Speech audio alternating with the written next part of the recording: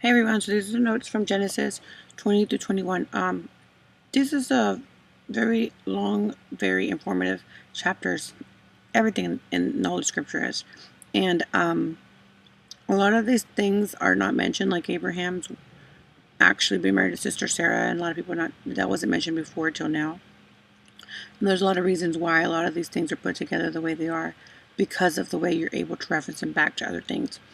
Now we have Ishmael that was named. Um, Ishmael means God hears, and Isaac means to laugh, laughter. Both of those names have significant meanings. So yeah, I wanted to make sure I added that into the notes. So we have these things in Abraham again, still being worried about, somebody killing Sarah. And all these things, it's like, you got to understand, Abraham was already a faithful man and to do all these things. And yet, he still sinned and lied and did things that he wasn't supposed to. This is something that you have to really understand, that once you are consecrated with God, that and blessed with God, the thing that he does is that you are brought to him. And whenever you do something bad, once you have, been forgiven of sin and all these things, the difference is God chastens you, meaning that you will repay what you do. He does not let it's any parent with their children. You're not allowed to get away with things. You will repay. That does not mean that you're lost forever in what you've done. That's God's grace and beauty, and you're able to see it, because when your parents getting after you, they still, when you're in punishment or grounded from your parents, they still feed you. They still make sure that you're have a roof over your head and all these things. And a lot of us don't see things as that complicated or that way, but guess what? They actually are.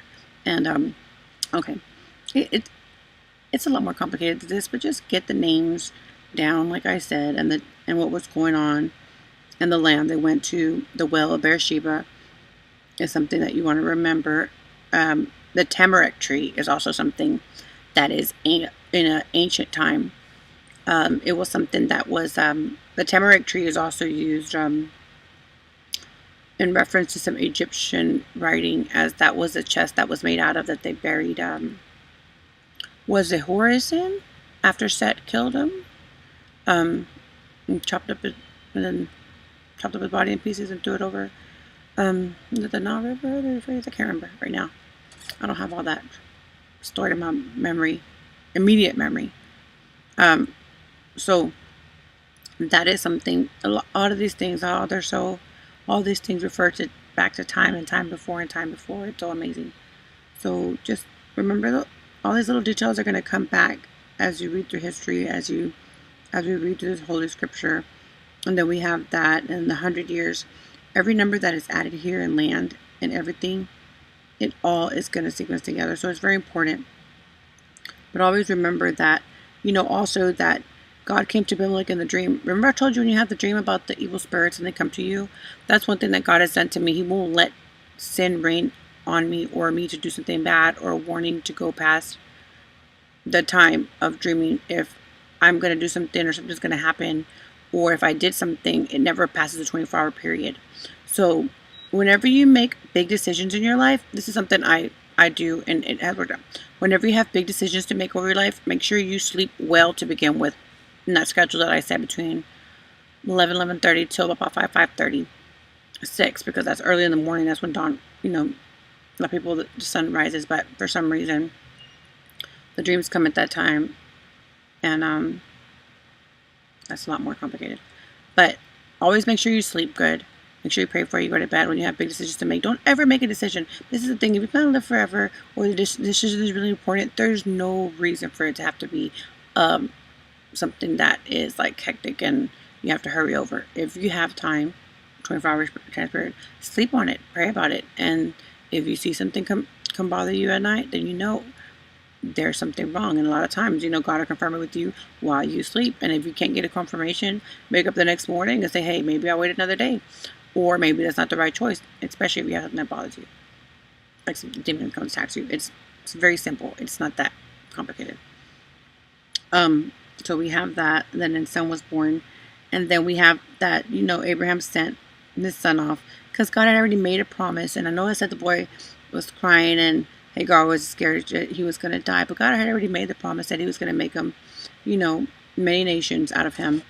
And, even though it might have said that he was about to die in the well, all that has more significance, like I said, because it's not just about that. And sure enough, the angel of the Lord called to her from heaven. The angel of the Lord, again, another Christophany, Christ calling down. How's God going to call down? If God speaks, God speaks. He doesn't need 2 or 3 people to speak for him.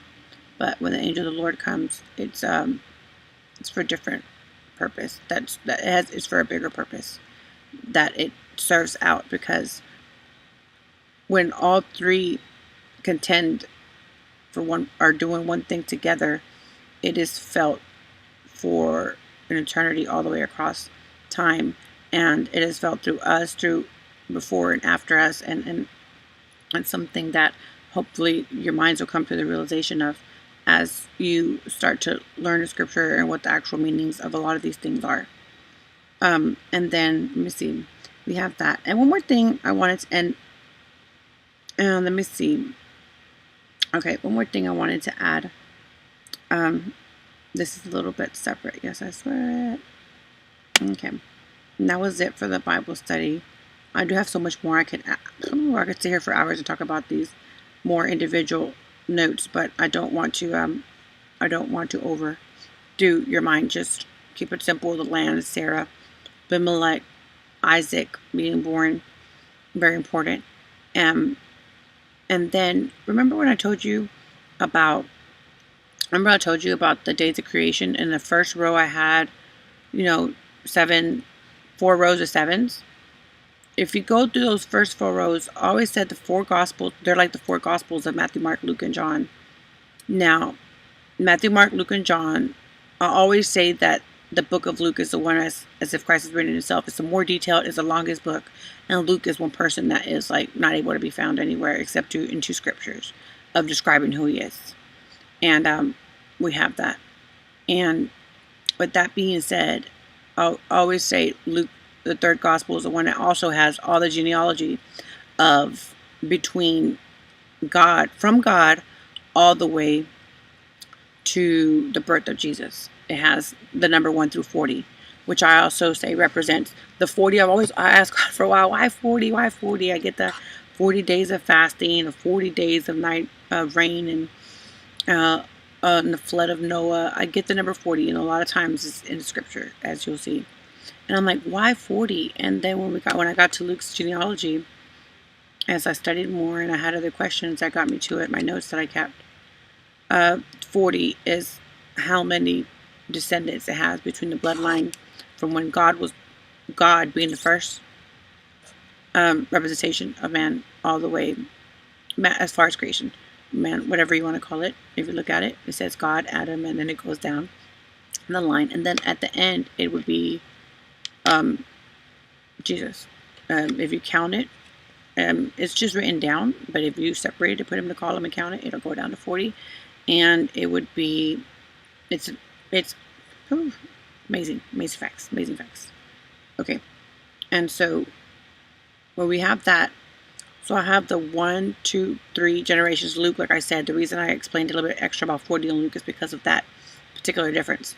The last gospel of John is the only gospel that speaks about heaven. The other gospels do, but not as descriptive as the gospel of John does. John is kind of like a closing chapter.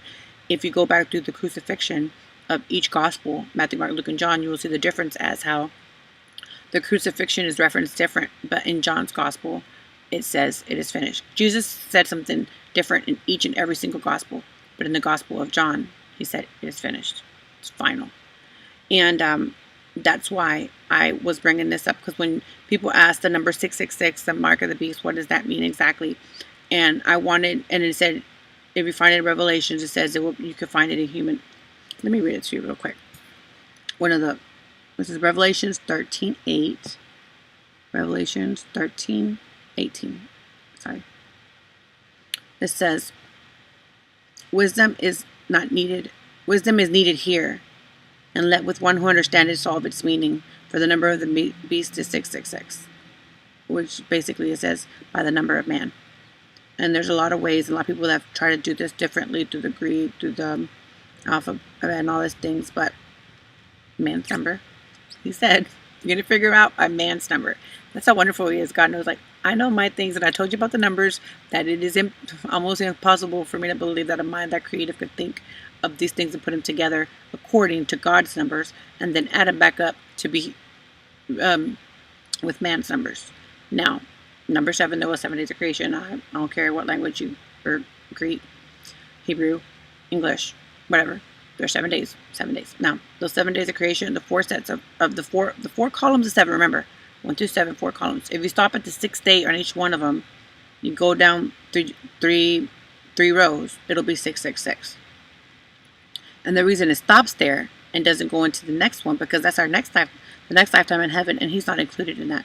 And the reason it does, Satan's number is not 777, is because he is not give that 7th day. God blessed it and sanctified it, meaning that it is set apart. It's pure. It is blessed. Blessed meaning those who live in heaven. That's what blessed actually. There's another definition for blessed, somebody that lives in heaven, and that is something Satan cannot do, and that is the reason why the number 666 is, the 6th day is the day that cattle and man and everything was complete, and that's the separation from the 7th day. And a lot of people might want to complicate it, and I could still even add more notes to that, but I think I'm just trying to keep it as basic as possible. I could write books on everything that I say, but I don't have time, so I'm keeping it as basic as I can for those minds that want to open up their minds a little bit and unlock things according to things that are written, things that are actually happening, and things of those sort in nature. And I will include little by little, a little bit more, instruction and scientific facts and everything that I can, so you guys could truly understand that this word is fallible and true. Well, God bless. Have a good one. And okay, we'll be back. We're Genesis 22. Take care. Bye.